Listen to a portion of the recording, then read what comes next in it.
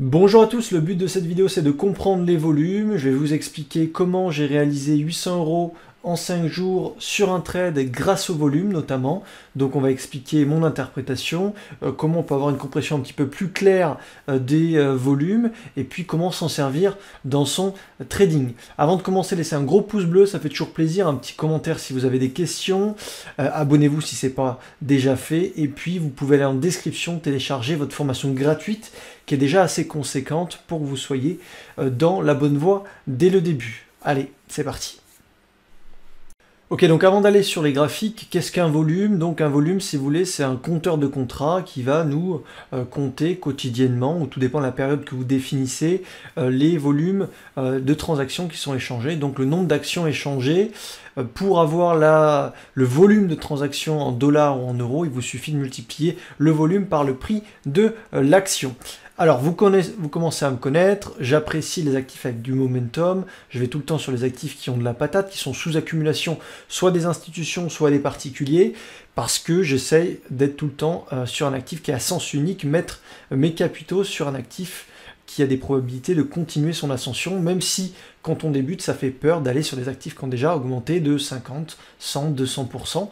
Souvent, ce sont les meilleurs chevaux de course puisqu'ils vont nous proposer de la performance. Je vous parle souvent de la contraction de volatilité qui est un résultat entre l'offre et la demande, c'est-à-dire une contraction du prix, et parce que les acheteurs sont en train d'accumuler des titres en portefeuille et l'offre est en train de se réduire. Il n'y a pas assez d'offres en face et à un moment donné, la contraction est telle qu'on a une expansion de la volatilité pour aller chercher de l'offre plus haut.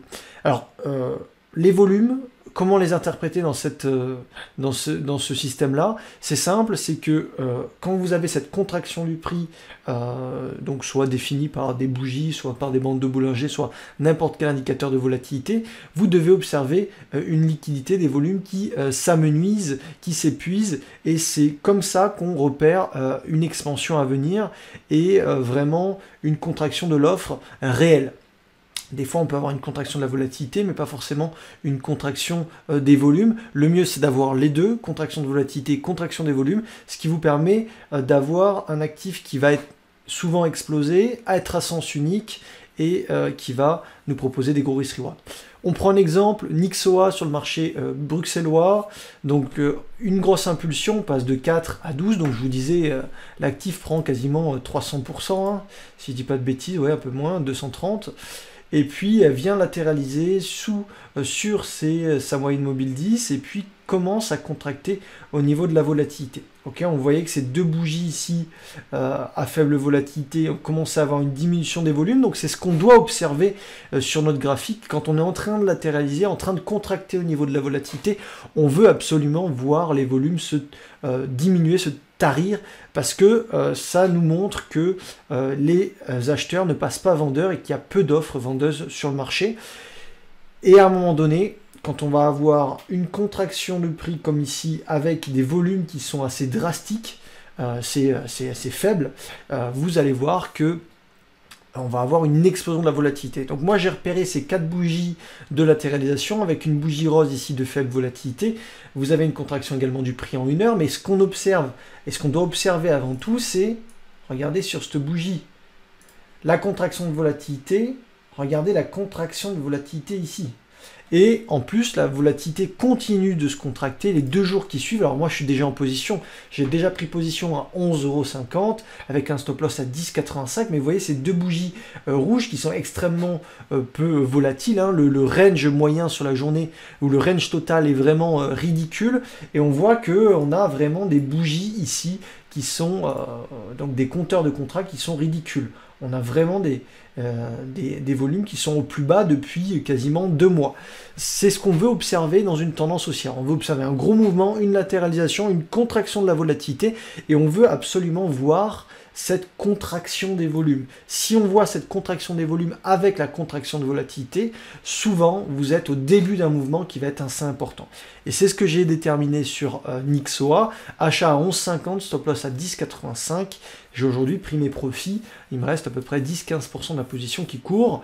J'ai gagné 800 €, c'est pas énorme, j'aurais pu charger un petit peu plus, mais je sentais l'actif un peu trop peu voilà, un peu trop liquide pour pouvoir charger un peu plus. Je me dis que ça pouvait bouger contre moi. Le setup était bien, mais pas non plus parfait. Ce qui était joli et vraiment ce qui me fait prendre la décision, c'est vraiment cette lecture des volumes. Vous voyez, hein, des volumes, une forte demande. Et quand on a une contraction de latéralisation, de la volatilité, du prix, on veut observer des volumes qui diminuent. Si vous avez des volumes qui augmentent lors de la latéralisation, c'est pas bon signe. Souvent, ça va mener à une correction beaucoup plus profonde et pourquoi pas un retournement. Ce qu'on veut, et c'est la base en trading, c'est quand on a un pullback, une correction, pour capter la deuxième jambe haussière et pour que ce soit un marché qui soit dans un mouvement sain, on veut des pullbacks et des corrections avec peu de volume. Ça nous montre qu'il y a peu d'offres vendeuses et que les acheteurs sont en train d'absorber ces vendeurs. Et donc, on a un actif à sens unique. Après, ça commence à accélérer. Et vous voyez que la demande revient à nouveau. Donc, ce qu'on doit observer, le schéma type, c'est toujours la même chose. C'est expansion de la volatilité, expansion de la demande et des volumes haussiers. Donc, ça, c'est la première jambe haussière juste ici. Et puis après, on veut observer une latéralisation avec une contraction de la volatilité. Une contraction de la volatilité avec une réduction des volumes, si possible, au maximum. Et c'est ce qu'on a eu juste ici.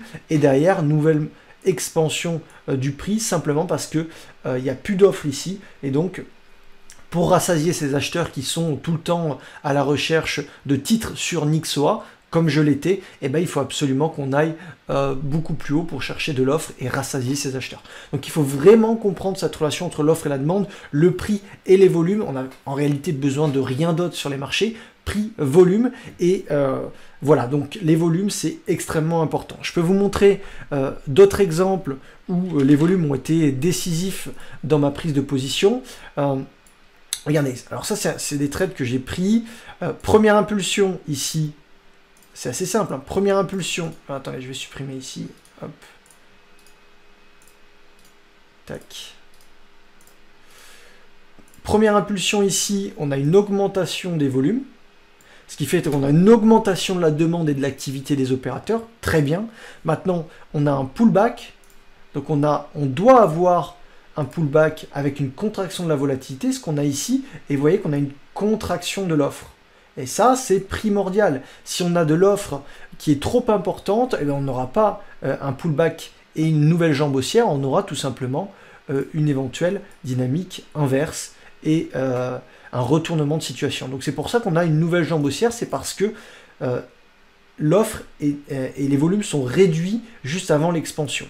Donc là, il y a une forte demande avec très peu d'offres, donc le prix augmente. Et puis, à nouveau, on pullback sur le marché avec quoi? Très peu d'offres. Et ma prise de position, moi, c'est faite sur cette bougie parce que la veille, ici, si vous observez,